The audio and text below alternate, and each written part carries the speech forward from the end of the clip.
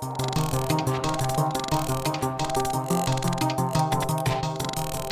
boys and girls, welcome back to RobinsTaste, and this is the first video of the year 2017.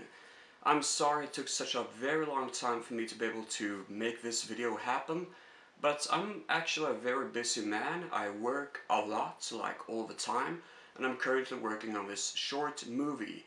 I hope I will be able to perform it, because it's a lot of work behind it, but you know, I take it step by step. Anyways, what do I think about the year 2016? Well, I'm gonna talk about my favorite movies from that year, and we're gonna start straight off with Keanu. This is actually a very funny comedy. I saw it twice, almost the same week, once alone, and the second time with a bunch of friends, and was actually a lot funnier the second time. Mainly because it's a party sort of film. You watch it with a bunch of buddies and you have a better time.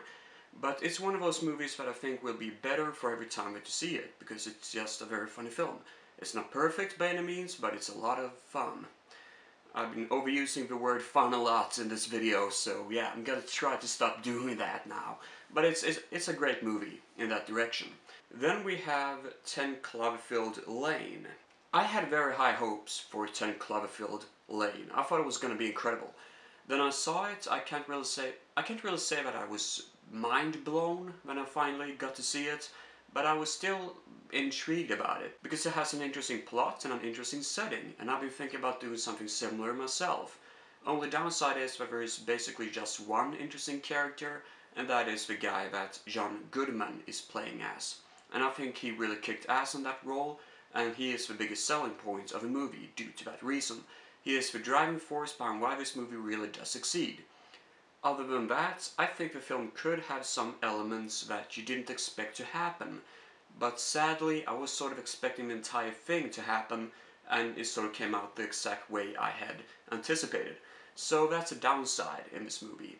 Then we got The Jungle Book, and The Jungle Book was for a very long time one of my favorite movies last year, until I found a movie that was better. This being said, the CGI, the music, the actors, everything really goes together, and this is Hollywood done right. I'm not a huge Hollywood fan, and I think you guys can tell why, because they are sort of just spitting out the same stuff all over again, but this is Hollywood done right. It is entertaining, and in the end of the day, that's all that you're asking for when it comes down to The Jungle Book. Everything is top notch. We even have Christopher Walken singing in this movie, and that is something that I wanted to hear for a long time. The number one of the year 2016 is High Rise, and a lot of people may not know about it. It was released 2015, but it didn't come into cinemas until 2016, so I declare it as a movie from the year 2016. Anyways, it's pretty much a literal film based on a book, and it's rather much just like a book because there's some elements you don't quite understand as a viewer, but you still enjoy it for what it is. At least I did. I wanted to see a movie that was intelligent, had a plot that you could relate to, and was just socially structured in a way that was surprising. And this movie is surprising because it was something that I did not anticipate to see.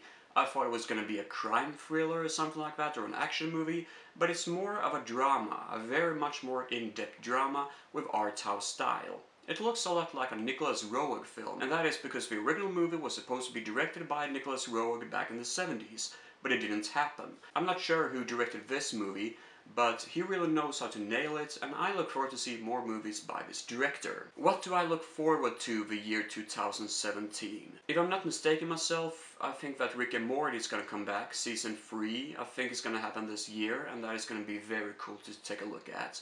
I love Rick and Morty, and it's about time to see a third season come out. As you may already know, I'm a huge Twin Peaks fan, and in the matter of fact, I'm actually rewatching the show again because of its third season coming out in May, and that is going to be amazing. I am really looking forward to it, and yeah, I think it's going to blow my mind.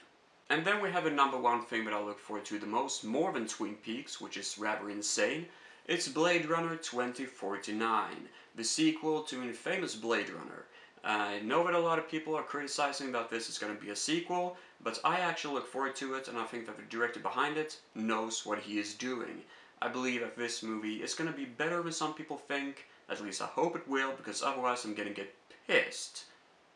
And we have a lot of bunch of superhero movies out there this year as well. But as you may already know, I'm not gonna put too much of energy to check them out because I'm just sick of it right now. I really don't give a damn about superheroes anymore. So anyways, that's my point of view about this coming year. What is your point of view? What films do you want to see? And what films was the best movies of the year 2016 for you guys? Please do share your opinions down below in the comments. Take care everybody. Farewell.